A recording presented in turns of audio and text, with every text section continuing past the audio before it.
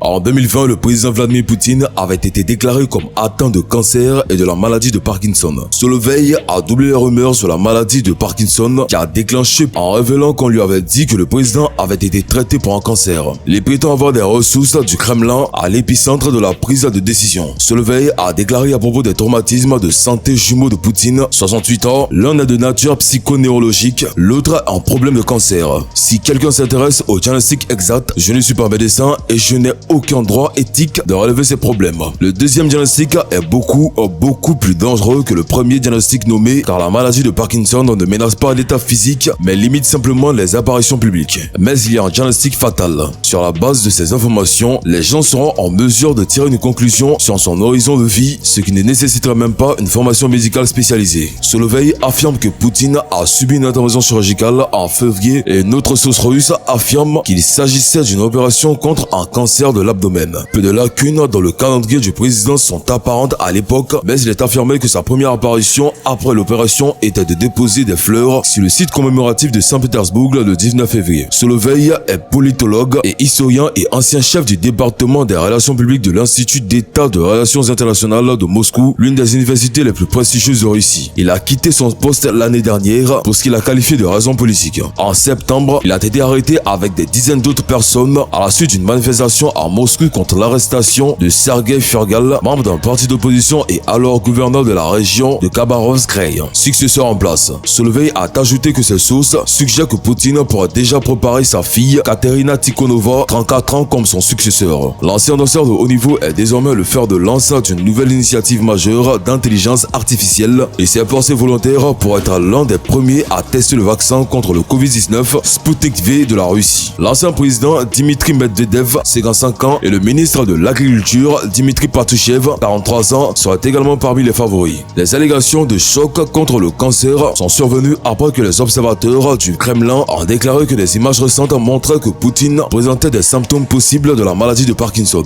Il y a quelque temps, le Kremlin a démenti un nouveau problème de santé après que Poutine a eu une quinte, le tout lors d'une réunion télévisée. Le président a eu du mal à terminer sa phrase tout en parlant à des hauts responsables de problèmes économiques de Covid-19. Les images de l'incident ont ensuite été modifiées afin que la quinte de toux de Poutine apparaisse moins grave dans une version publiée par son bureau. Les analystes ont également affirmé que l'ex-gymnaste du président russe, Alina Kabaeva, 37 ans, le suppliait maintenant de relâcher son emprise sur le pouvoir. Les observateurs qui ont étudié des images récentes ont noté que ses jambes semblaient constamment en mouvement et qu'il semblait souffrir en serrant la coudoir d'une chaise. On voit également ses doigts trembler alors qu'il tenait un couteau et agrippait tasse censée contenir un cocktail analgésique. Voilà, c'est tout pour cette vidéo. Si vous avez des commentaires, laissez-les juste en bas de la vidéo. Ensuite, likez la vidéo, activez la cloche de notification pour ne plus jamais rater une vidéo. David Feather vous aime, mais je dois vous laisser. Allez, on se dit à bientôt.